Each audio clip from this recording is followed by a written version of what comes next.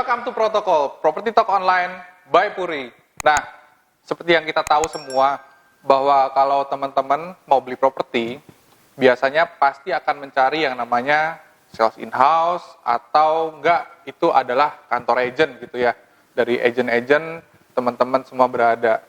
Nah, ternyata kantor agent tersebut itu memiliki sebuah asosiasi yang mungkin teman-teman belum tahu nih.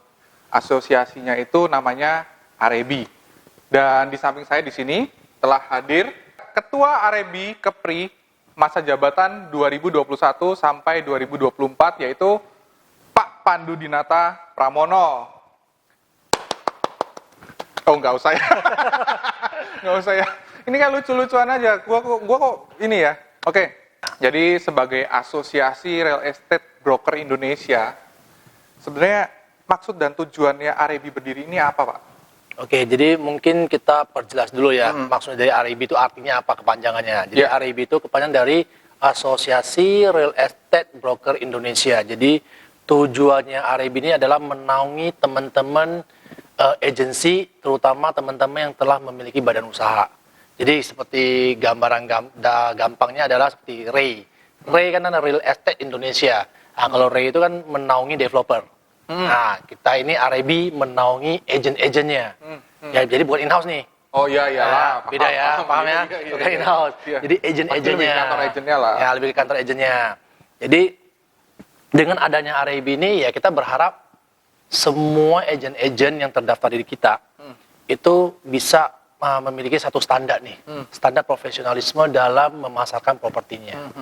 Jadi ya ibaratnya kan kita kalau namanya agent broker kan lebih ke arah secondary ya. Ya, kan awalnya kan broker terbentuk karena penjualan secondary. Ya. Jadi dengan adanya agensi yang profesional, maka konsumen-konsumen atau owner-owner yang titip rumah ke kita bisa melayani dengan profesional. Nah, sehingga rumah yang dititip ke kita tuh bisa terjual melalui prosedur-prosedur atau langkah-langkah yang ibaratnya sama-sama enak lah, tidak merugikan antara konsumen dan pembeli. Oh, owner gitu. Dan pembeli ya. Oke. Jadi supaya bisa memberikan standar yang sudah sesuai dengan Arebi gitu, standarnya pasti dengan kualitas pelayanan yang terbaik gitu Pak ya, setiap agennya ya. Nah, pasti Arebi ini juga kan bukan cuma sekedar memberikan manfaat buat anggota-anggota Arebi itu sendiri Pak. Pasti buat masyarakat juga gitu kan, buat pemerintahan juga pasti ada manfaatnya, dan juga pasti buat developer. Ya. Nah, kalau manfaat untuk masyarakat sendiri itu biasanya Arebi ini manfaatnya seperti apa nih Pak? Manfaat bagi masyarakat ya? Bagi masyarakat, betul. Ya, seperti tadi ya, yang mungkin saya jelasin yang tadi kan, otomatis dari Arebi terbentuk, otomatis agent-agent kan biasanya kita adakan training dulu nih. Yang namanya pendaftaran Arebi, habis pendaftaran Arebi dari pusat kita kan lihat jadwal nih. Udah berapa anggota baru masuk, terus kira-kira batch ke berapa, terkumpul berapa banyak anggota, baru dari pusat tuh biasa mengadakan training. Kalau dulu sebelum Covid kita trainingnya itu offline. Jadi di Batam contoh terkumpul 20-30 marketing agent. Mereka dari pusat terbang trainernya. Sekarang kan zamannya udah Zoom. Zoom meeting jadi lebih gampang. Jadi mereka pas pusat ada, kita tinggal daftar. Tinggal daftar. Jadi kenapa? Ibaratnya tuh seluruh nasional bergabung jadi satu di dalam Zoom meeting tersebut. Nah, di Zoom meeting ini diajarin gimana menjadi seorang marketing secara basically. Secara basicnya. Mungkin dari cari listing, ya kan, dari menawarkan produk, terus dari mengenal tentang dokumen-dokumen seperti sertifikat, IMB, ya kan ya. Dari situ trainingnya udah terbentuk. Nah, setelah terbentuk, maka manfaat bagi masyarakatnya itu udah kita tahu nih. Ya, salah satu seperti memecahkan persoalan real estate yang kita hadapi. Okay? Memperoleh layanan yang akurat dan pasti. Terus ya kira-kira menghilangkan beban-beban ya. Karena mungkin gini loh, kenapa kita bilang menghilangkan beban biaya yang tidak perlu? Kadang-kadang owner jual rumah, pasti ada muncul beban-beban. Mau AJB, SHGB, dan bla bla bla kan. Bisa jadi ada muncul beban yang seharusnya nggak perlu. Sedangkan konsumen nggak ngerti nih. Ya mungkin kita anggap ya, mungkin masih pertama kali deh beli properti. Mereka nggak ngerti, jadi otomatis mereka kalau misalnya dihandle oleh agensi yang lebih profesional atau udah bersertifikasi Arebi, ikut trainingnya, otomatis dia bisa menjelaskan, oh biaya ini kan nggak perlu. Nah, kira-kira kayak gitu.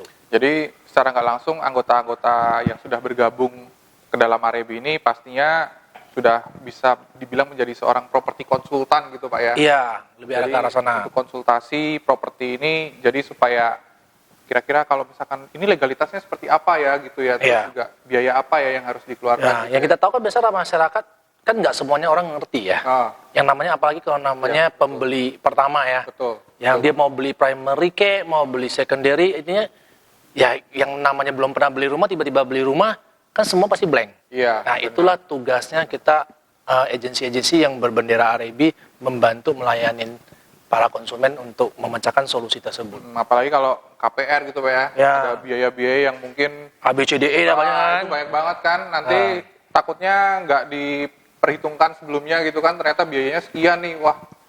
Nah, itu yang Jadinya susah kan? jadinya susah. Nah, udah banyak ngomong nih Pak, aus minum dulu kita. Ya, minum dulu ya. Mantap. Oke.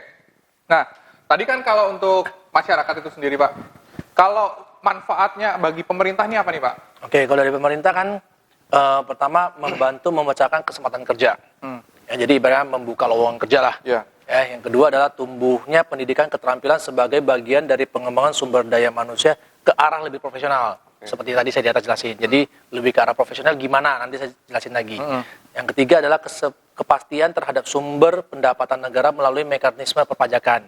Oh, Ibaratnya kan kalau namanya buka PT pasti kita punya NPWP. iya betul. Kalau udah punya NPWP kita harus bayar pajak. Iya betul. Ya. Betul. Jadi itu udah pasti nggak lari. Iya. Terus pajaknya itu dua lagi pajaknya. Pajak perusahaan, pajak perorangan. Oh iya, jadi Marketingnya kena pajak. ya, Jadi marketingnya harus punya NPWP kan. benar. Perusahaannya pasti kalau bangun PT pasti ada NPWP kan. Betul. Bayar pajak lagi. Ini Oke. dua yang pasti kena. Otomatis jadi Pendapatan sumber negara. pemasukan dari negara Iya. juga ya. Terus yang terakhir ada penerbitan aspek legal dan hukum sebagai bagian dari prasyarat kegiatan broker sendiri. Nah, Oke. maksudnya gimana tuh Pak? Seperti ini dua ya, jadi poin kedua sama poin keempat tuh hampir mirip. Jadi intinya gini, ya setelah biasanya nih, normalnya itu kan kita biasanya pertama kan pendaftar dulu nih menjadi anggota Arebi. Habis mendaftar anggota Arebi, kita biasanya ada yang melakukan namanya training Arebi. Ya, training ini biasanya dibagi dua, BP sama MBP. BP itu adalah untuk marketing, ya broker profesional kalau nggak salah ya. Terus MBP adalah manajemen. Manajemennya artinya untuk prinsipal. Jadi BP dan MBP ini kalau misalnya kita melakukan training, setelah mereka selesai, mereka tuh mendapat sertifikat dari Arebi. Sertifikat ini yang didapat Arebi artinya mereka udah lulus nih secara profesional nih di dalam mata Arebi. Habis itu kita lanjutin lagi ke yang namanya LSP, Apa tuh? Lembaga Sertifikasi Profesi yang dinaungi oleh BNNSP, Oh, apalagi tuh? Disprenda. Oke. Jadi LSP ini dikeluarin oleh BNNSP yang artinya itu Badan Nasional Sertifikasi Profesi, ya kan, dari Disprenda, Dinas Perdagangan. Jadi sertifikat ini nih ibaratnya satu agent, ini kan diberlakukan oleh perorangan, per agent bukan per kantor ya. Oke. Jadi kalau misalnya contoh kantor A punya 10 marketing, ya harusnya 10 marketing ini melakukan training Arebi plus LSP. Itu baru sah dinyatakan profesional. Oh, lalu untuk trainingnya itu sendiri apa biasa dijadwalkan? Atau Dijadwalkan. Dan sekarang zamannya udah gampang. Karena kita kalau Arebi biasa kita ada dimasukin di dalam grup Arebi. Ya di dalam grup Arebi itu biasa mereka dari pusat tuh selalu memberikan jadwal kapan kita melakukan training Arebi dan training LSP. Oke. Jadi balik lagi nih ke prinsipal-prinsipalnya, balik lagi ke kantornya masing-masing. Nah, ada sebagian kantor yang kita tahu ya mereka kan selalu bilang, alah nggak perlu lah saya juga bisa jualan. Iya, untuk sementara boleh jualan. Ya tapi kenapa? Karena kita sebagai asosiasi otomatis kan kita melihat masa depan. Kita nggak mungkin melihat masa lalu dong. Ya. Ya kan? Masa depan yang akan kita lakukan oleh DPP maupun DPD adalah merapikan agent-agent yang nakal. Ibaratnya agent-agent nakal ya seperti broker tradisional yang nggak punya PT, ya kan? Terus agent-agent yang ibaratnya agent satu malam atau satu hari ini jualan besok hilang, kan? Terus misalnya ada juga agent-agent yang tugasnya cuma mau menipu uang konsumen, itu semua undetect, tidak bisa terdetek. Nah, dengan adanya Badan Arebi, otomatis kan dokumen yang masuk ke Arebi kan udah lengkap. NIB-nya di mana, posisinya di mana, domisilinya di mana, PT-nya apa, aktenya apa, segala macam semua udah ada. Jadi udah terrekap rapi. Ya. Nah, jadi kalau misalnya terrekap rapi, dia melakukan kesalahan atau melakukan penipuan yang ibaratnya merugikan masyarakat, untuk detect lokasi dia kan gampang. Iya benar. Ya karena kita udah tahu nih kantornya di mana, atau usahanya di mana, atau rumahnya di mana. Kayak gitu sih kira-kira. Otomatis masyarakat yang mau investasi properti juga pasti akan lebih aman ya kalau Pasti misalkan lebih aman, beli lebih terjamin. kantor Ya. agent yang sudah menjadi Agent anggota yang menjadi ya. RAB. Oke. Jadi oke. sebelum sih kalau RAB itu cuman ya secara umumnya memang RAB dulu ya. Secara umumnya RAB dulu, tapi next step-nya kalau lebih bagus kita harus bisa menanyakan bahwa apakah udah punya LSP atau belum. Seperti itu ya. Seperti itu. Itu biasanya dalam bentuk badge atau apa ya? Kita ada nomor, Oh nomor ya. ada nomor. Ya, jadi seperti saya nanti kita tunjukin ya. Nanti kita tunjukin ada nomornya LSP itu contohnya gimana. Oh, oke oke. Jadi Boleh, masing-masing itu kita ada nomornya. Boleh. Jadi kayak saya punya nomor sendiri, terus nanti agent A punya nomor sendiri, agent B punya nomor sendiri. Jadi setiap orang tuh punya nomor masing-masing. Ya kita ngomong gampangnya seperti AAJI lah, lebih awamnya. Oh. AAJI kan untuk asuransi Itu kalau ya. di asuransi Di ya. asuransi Mungkin ya. Kalau di KTP ya NIK lah ya. Ya, di KTP NIK. Nomornya nomor unik lah ya, setiap Nah, anggota pasti berbeda betul. gitu ya. Oke. Nah, itu tadi buat masyarakat sama pemerintah. Pasti juga Asosiasi Real Estate Broker Indonesia ini memiliki manfaat yang sangat besar nih buat developer. Nah, kalau dari pandangan Pak Pandu sendiri, manfaatnya apa nih buat developer? Kalau dari developer ya kurang lebih saya rasa sih hampir mirip dan hampir sama. Kenapa? Yang kita tahu gini, kalau di developer, di masyarakat kan kita melayani langsung konsumen. Ya. Ya kita melayani langsung konsumen. Jadi otomatis konsumen ibaratnya dapat dilayani secara profesionalisme. Ya. Kenapa bisa profesionalisme? Seperti saya bilang tadi, kita ada training dan lain-lain. Nah, begitu juga dengan developer. Developer bedanya adalah kita menjual gambar atau produk-produk yang belum jadi, produk-produk inden. Ya. Artinya tanah kosong kita jual gambar udah bisa jualan. Ya. Nah, untuk meyakinkan konsumen, otomatis kan kita harus melihat dulu nih, RAB itu akan menseleksi developer mana yang bisa dipegang. Ibaratnya track record. Oke. Ya, track record before-nya apa yang dia bangun. Terus orangnya terpercaya atau tidak, ibaratnya bosnya. Ya, jadi dari situ kalau misalnya developer bisa menggandeng RAB, artinya developer tersebut udah trusted by RAB, kurang lebih gitu. Oh, oke, Ya. paham. Nah, ya, jadi kalau misalnya udah trusted by RAB, otomatis artinya developer ini terpercaya dong. Ya. Karena kan RAB nggak sembarang jualan. Kalau misalnya saya sembarang jualan, ternyata tiba-tiba besok nggak bangun, yang mati kan, yang dicari kan Ya, agentnya. Agentnya juga pasti. Agentnya juga pasti kan. Nah, Juga sih. kita juga menghindari resiko tersebut. Jadi mau nggak mau ya kita harus melihat track recordnya developer. Jadi track record developer kalau yang udah oke, biasa RAB pasti bekerja sama. Nah, dalam melakukan pemasaran. Itu sih salah satu ibaratnya membantu konsumen mempercayai developer juga. Ya, otomatis jadi calon investor itu nggak perlu ragu oleh produk-produk yang sudah dipasarkan oleh kantor agent yang bernaung di bawah RAB seperti itu ya Pak ya. betul. Bagi calon investor sih sebenarnya udah nggak perlu khawatir lagi, nggak perlu ragu kalau proyeknya nggak dibangun gitu ya, karena memang RAB ini pasti sudah menyaring lah developer-developer terpercaya, sehingga calon investor nggak perlu khawatir lagi proyeknya takut nggak dibangun lah, takut bangun setengah jadi aja lah gitu kan, banyak juga yang seperti itu ya. Oke, nah kalau buat anggota RAB sendiri Pak, ini benefitnya pasti banyak banget ya. Sebetulnya Nah, itu buat apa tuh? anggota RAB sendiri ya lumayan banyak. Ya, kenapa saya bilang lumayan banyak? Tapi sebelum saya jelasin benefitnya untuk anggota RAB, kita harus camkan dulu satu hal nih. Oke, apa tuh? Dalam kata lain adalah anggota RAB itu harus aktif juga kalau misalnya udah jadi anggota. Oh, Jadi ibaratnya jangan hanya mendaftar, saya anggota RAB, ya udah that's it, selesai.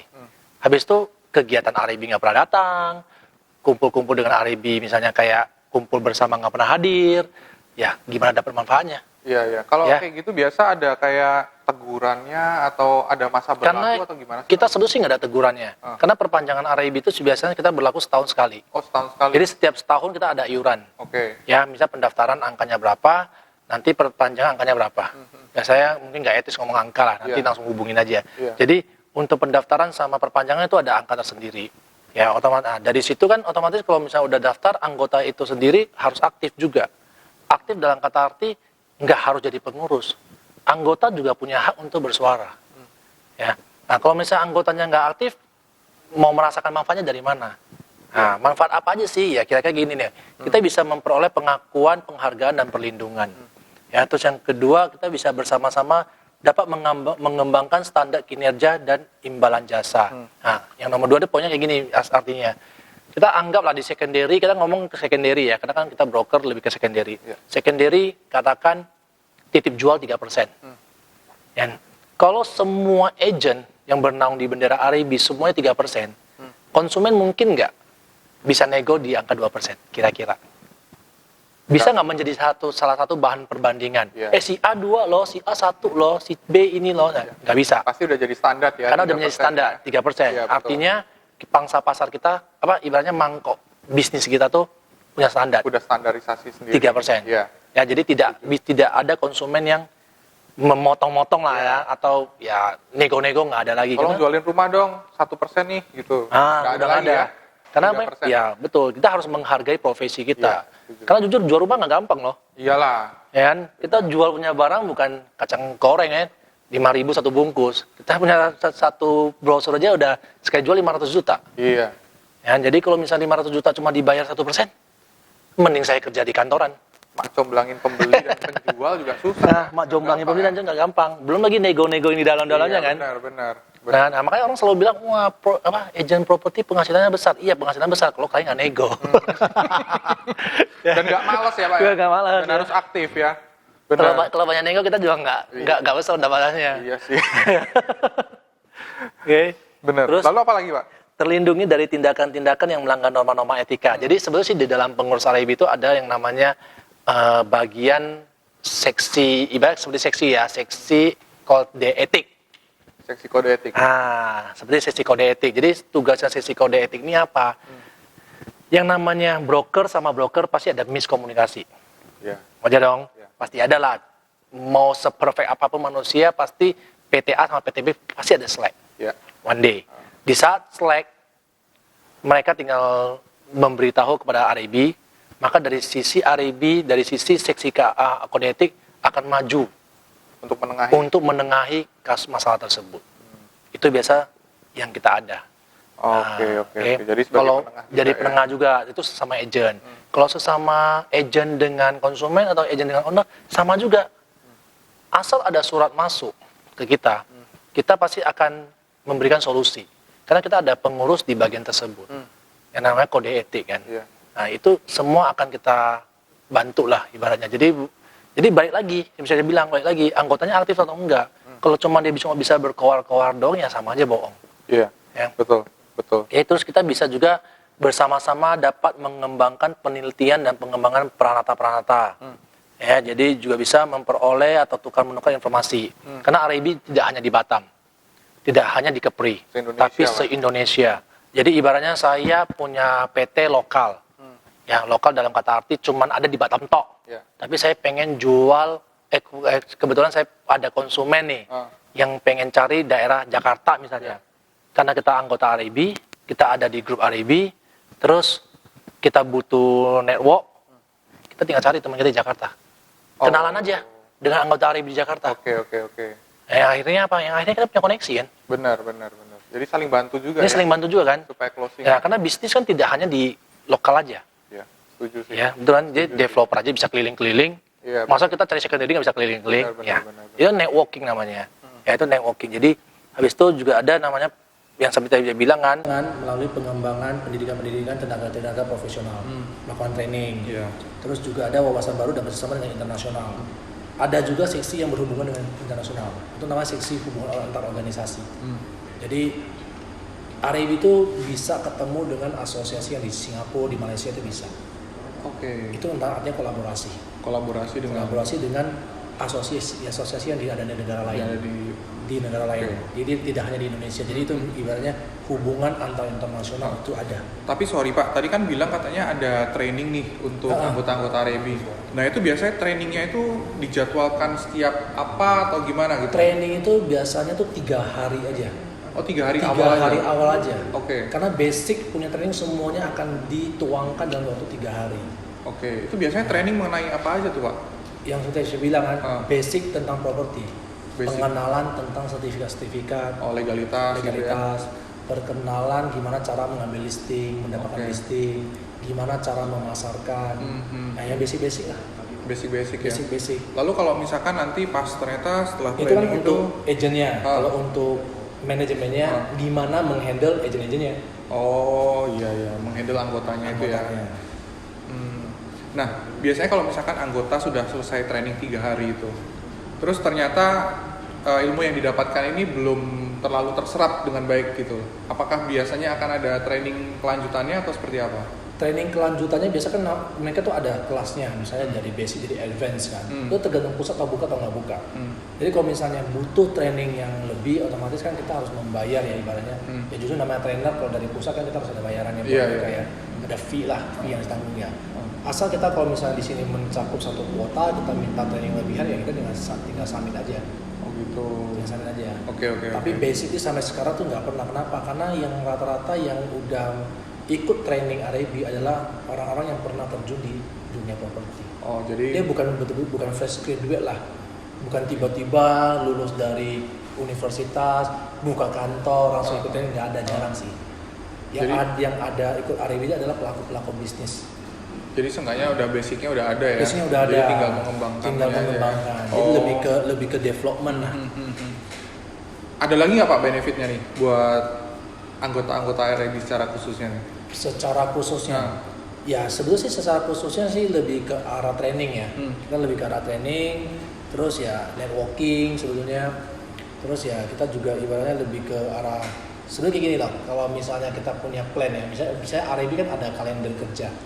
Jadi kalau misalnya kita punya plan, kita contohin aja misalnya kita bikin RAB Expo misalnya. Ya RAB Expo ini yang hanya boleh ikut Expo ya anggota RAB. Anggota RAB aja ya. Artinya kalau udah RAB bikin acara Expo atau bikin sesuatu acara, otomatis kan gaungnya lumayan. Karena kan kumpulan dari teman-teman. Teman-teman ini kalau udah kompak kan ibaratnya WOM, word of mouth kan. Kalau misalnya mulut udah ke mulut kan otomatis semakin besar. Nah, di saat semakin besar acara ini udah makin berkembang, otomatis penjualan kita kan butuhnya penjualan kan? Iyalah, pastilah. Pasti otomatis penjualannya meledak. Jadi kalau yang non anggota RAB ya sorry aja lah, nggak bisa ngikut. Nggak bisa gabung ya? Nggak bisa gabung. Ya kan nggak bisa gabung, otomatis kan rugi untuk diri sendiri. Iyalah. Mata pencarian dia kan udah keserap sama anggota RAB. Nah, kira-kira kayak gitulah. Oh minum dulu ya, haus. Mr. B Coffee. Seger. Masa kopinya terasa gitu ya. Kopinya terasa. Oke. Nah, Pak Pandu ini kan sebagai ketua RAB di Provinsi Kepri. Ya. Kalau di Kepri sendiri itu sudah berapa banyak sih kantor agent yang berapa banyak sih jumlah kantor agentnya gitu? Secara RAB secara keseluruhan dulu deh. Saya ngomong dulu sebelum saya jadi jadi ketua RAB, ibaratnya saya masih anggota ya. Masih anggota RAB itu kurang lebih dulu Batam hampir sekitar 70 sampai 80 lah. 70 sampai 80 kantor. Itu secara keseluruhan ya? Secara keseluruhan. Aktif tak aktif kita nggak hitung. Iya. Ya, ini lebih kurangnya lah. Oke. Ya. Terus sekarang kan banyak nih, ibaratnya jadi yang udah tutup, terus munculan baru kan. Iya. Jadi sebenarnya sih dari developer sendiri seharusnya udah bisa mendetek juga lah ya. Karena kan kita tahu sendiri dari grup yang dibikin oleh developer kita udah bisa ngebaca nih. Orang di sini ya di sini aja juga ada, di grup sini juga ada kan. Biasa sih kalau misalnya menurut saya sih kayaknya sekitar 50-an ke atas lah. 50-an ke atas, mentok-mentok juga sekitar 70 deh. Oh, lumayan banyak juga ya? Lumayan banyak. Ya, saya nggak tahu dia masih aktif nggak aktif. Masih aktif nggak aktif. Karena kan saya juga ibaratnya kita nggak bisa mengenal semuanya ya. Ya kalau paling yang sering berinteraksi kita pasti udah oke. Lebih akrab lah ibaratnya. Kalau yang terdaftar di anggota RAB jujur kita agak sedikit berkurang. Kenapa? Karena yang dulunya daftar sekitar 40-an, pelan-pelan ada sebagian tidak mau perpanjang. Terus ada sebagian juga perusahaannya udah tutup. Oh gitu, jadi salah satu bagian dari kantor agent yang sudah tutup itu lagi. Sudah tutup salah satunya. Nah terus kalau biasanya sih, ya makanya saya yang di sini yang kita harus teruskan lagi adalah kita harus mencari tahu kenapa agent-agent tuh nggak mau perpanjang. Nah itu penting tuh. Nah kenapa biasanya nggak mau perpanjang? Ya seperti saya tadi bilang, sebelum manfaatnya tuh banyak. Ya manfaat untuk anggota RAB itu sangat banyak. Nah, karena anggota itu sendiri tidak aktif, makanya mereka tuh tidak bisa mendapatkan benefitnya, merasakan benefitnya. itu ya. Padahal benefitnya tuh ada.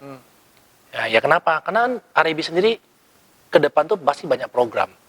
Ya, setiap ketua tuh pasti punya program tersendiri. Iyalah pasti. Demi bisnisnya ini kita semua. Iya. Contoh misalnya saya masanya udah habis, ganti ketua baru ini pasti punya program sendiri. Iya. Betul. Sambil melanjutkan program lama. Dan anggaplah periode nanti berikutnya lagi udah habis, ketua baru lagi juga akan memiliki program baru. Iya. Dan melanjutkan program yang udah berjalan sebelumnya. Jadi digandeng terus nih programnya. Jadi kalau programnya udah digandeng terus, otomatis kan kesempatan benefit dan manfaat untuk anggota semakin banyak. Ya, pastilah. Pastinya dong. Pasti. Nah, Pasti. jadi hal-hal begitu tuh sebetulnya sih balik lagi ke agensi atau anggotanya masing-masing. Kita nggak bisa berharap sesuatu, ibaratnya berharap dari sebuah asosiasi tanpa kita juga sendiri turun ke dalam asosiasinya itu sendiri. Kalau kita cuma sebagai pendaftar, sebagai anggota, ya udah terima aja sebagai anggota. Ya udah terima aja manfaatnya, dia dapat sertifikat doang. Iya. Ya, kalau kalian ikut berkontribusi, ikut kompak dalam suatu organisasi, maka organisasi itu akan besar. Karena ingat, organisasi itu menaungi semua agen. Iya. Sedangkan agen lain itu tidak membantu asosiasi tersebut. Gimana cara besarnya?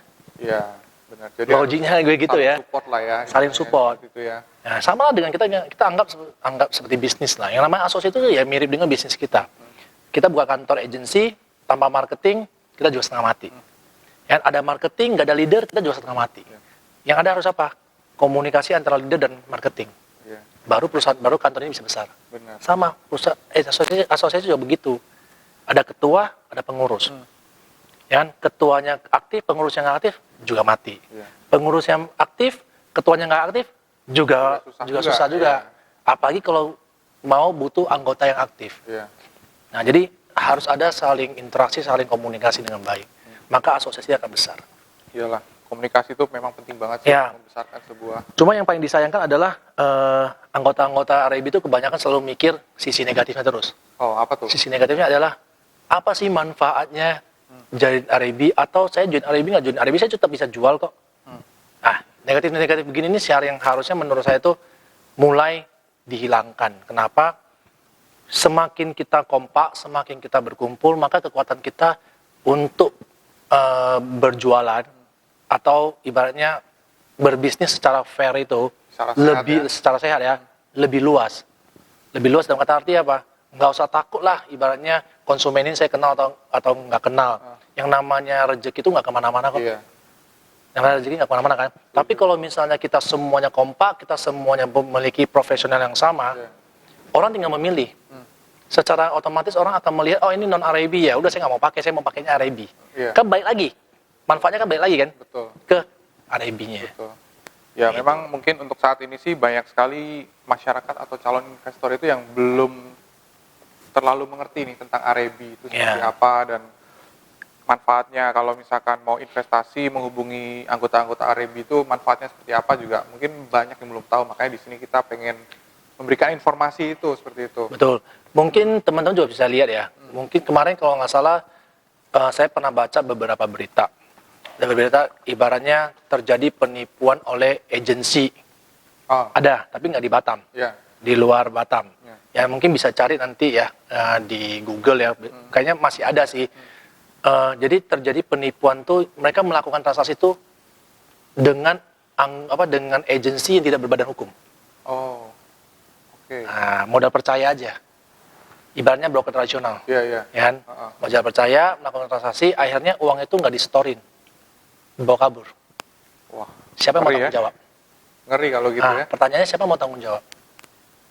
Tidak berbadan hukum, Iya. tidak terdaftar dari anggota RIB, ya resiko telan sendirilah. Jadi nggak ada yang bisa bantu juga. Nggak ada yang bisa bantu juga. Kalian mau suratnya juga percuma. Iya. Nggak ada artinya gitu loh. Iya. Nah, jadi tugasnya adalah sebenarnya sebetulnya RIB itu membuka peluang ya. Peluang itu sangat besar buat teman-teman yang anggota dan non-anggota. Asal kalian ada masalah, kalian tinggal suratin ke RIB, ya RIB akan bantu. Tapi kita akan melihat dulu nih track record-nya. Track record dalam kata arti, yang pertama kita pasti mengecek kalian anggota atau bukan. Masalah yang kalian alami apa? Ya kalau misalnya kalian bukan anggota ya mungkin ada cara lain. Kalau anggota mungkin ada cara lain lagi. Jadi solusi tetap ada akan kita berikan, tapi kita melihat dulu nih. Kenapa ya? Namanya juga RAB pasti kita lebih memprioritaskan anggota. Oh iyalah. Ya pasti dong. Kenapa? Karena anggota udah memberikan kepercayaan terhadap kita. Ya, Betul. kepercayaan terhadap asosiasi tersebut. Ya, kita pasti membela. Nah, seperti contoh yang terjadi, kalau nggak salah 3 atau 4 tahun yang lalu, Batam pernah disidak sebelum COVID. Oke. Pernah dengar ya? Nah, nanti bisa cari beritanya. Pernah disidak Batam oleh Dinas Perdagangan. Waktu itu masih zamannya SIUP P4. Ya, SIUP P4 bedanya dengan SIUP biasa adalah kalau SIUP biasa kan surat izin usaha. Kalau SIUP P4 adalah surat izin usaha perdagangan perantara. Ya, sekarang dijadi NIB. Nah, NIB ini ada nomor khususnya lagi. Khusus perantara dan nomor khususnya, nomor NIB khusus. Oke. Kalau nggak salah 62800 ya kalau nggak salah. Nanti coba dicek aja. Nah, jadi dulu Dispenda datang, itu agen-agen yang tidak punya SIUP P4 disidak. Langsung disegel. Oh. Disegel oleh Dispenda. Nah, di saat itu gimana? Ya heboh dong. Nah, semua pada lari ke RAB. Iya. Termasuk anggota RAB pun bisa disidak juga. Kenapa? Karena baik lagi, dia nggak punya SIUP P4. Karena SIUP P4 ini bukan dikeluarin oleh RAB. SIUP P4 ini dikeluarin oleh Dispenda. Dikeluarin oleh BNSP. Oleh pemerintah lah ya. Oleh pemerintah. Caranya gimana? Yaitu training RAB, dapat LSP, 2 LSP tersebut di-apply menjadi SIUP P4 dulu. Ya, sekarang kan SIUP P4 nggak ada, cuma dibutuhkan NIB. Nah, NIB dengan nomor khusus, sekarang kalau misalnya terjadi sidak ya, NIB dengan nomor khusus plus 2 LSP minimal. Ya saya nggak tahu, ini baru 2. Ke depan, setiap jadi anggota RAB, setiap jadi anggota agensi, wajib LSP. Kita nggak tahu kan. Iya benar. Yang namanya peraturan masih semakin lama semakin bagus ya, semakin baik. Jadi kita nggak bisa menyangka bahwa one day ke depan hal itu terjadi atau enggak, saya nggak bisa jawab. Saya juga nggak akan tahu. Ya tapi sih harapan saya sih semakin ke depan ya harusnya semakin ketat. Semakin ketat. Semakin ketat. Kenapa? Semakin ketat maka tingkat profesionalisme agensi itu semakin bertambah. Tidak lagi ada namanya agen ambal-abal. Dan pastinya juga tidak ada lagi calon-calon investor yang bisa takut. dibilang takut. Takut dengan mungkin penawaran-penawaran ini, takutnya Betul. ini bisa dipercaya atau enggak gitu ya. Ya. Karena pastinya kalau anggota-anggota RAB akan menjaga kepercayaan juga dari asosiasi itu Ya, sendiri, apalagi kita kan di Batam termasuk daerah yang sangat strategis. Dekat dengan Singapura, dekat dengan Malaysia. Ya, jadi otomatis kalau WNA kan WNA ibaratnya boleh bertransaksi di Batam. di Batam. Betul. Di Batam dengan syarat dari pemerintah untuk rumah 1M, untuk apartemen 750 juta. Iya. Ya, jadi kalau kategori ini orang Singapura masuk beli sama kita dengan kita punya bendera RAB, dengan kita punya LSP, otomatis kan trustnya agensi di mata orang asing itu kan ada. Iya. Ya. Nah, itulah yang kita harus jaga juga. Jadi sebetulnya wadah ini sangat besar. Kesempatan-kesempatan ini sangat besar, bisa ke arah sana. Tapi ya karena teman-teman tidak pernah mau cari tahu, tidak mau aktif, ya ujung-ujung teman-teman merasa bahwa RAB itu nggak ada apa-apanya. Iya. Benar, karena belum merasain sendiri ya Yes. manfaatnya gitu. Oke, nah dengan banyaknya sekali manfaat yang bisa didapatkan oleh anggota-anggota RAB tersebut nih Pak, sebenarnya syaratnya untuk bergabung menjadi anggota RAB itu gampang nggak sih? Atau susah nggak sih? Gampang banget. Gampang. Gampang banget. Ya, yang penting kita punya namanya dokumen perusahaan, akte pendirian PT.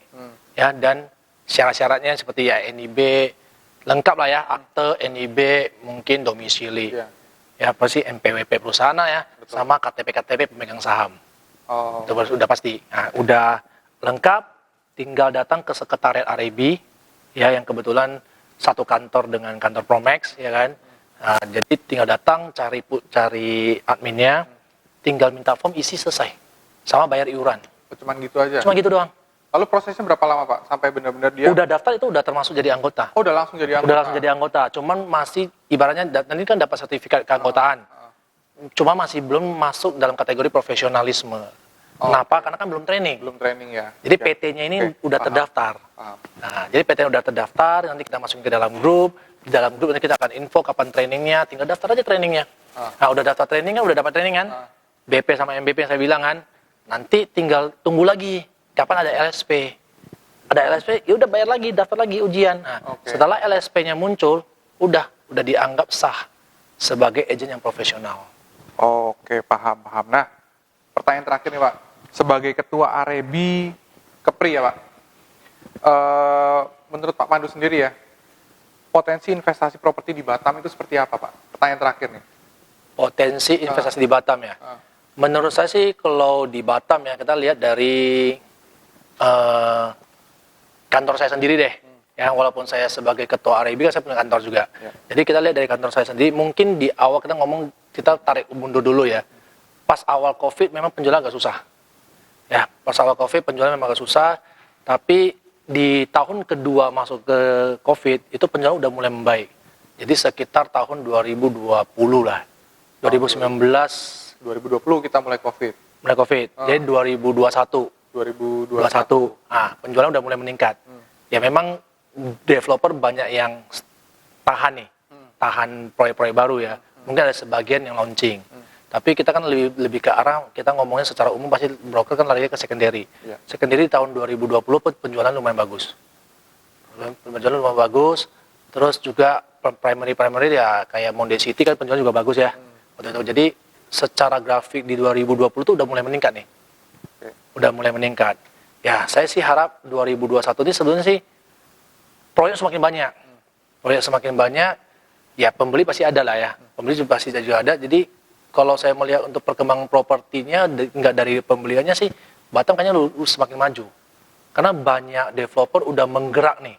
Udah mulai bergerak, berlomba-lomba launching proyek-proyek unggulan mereka.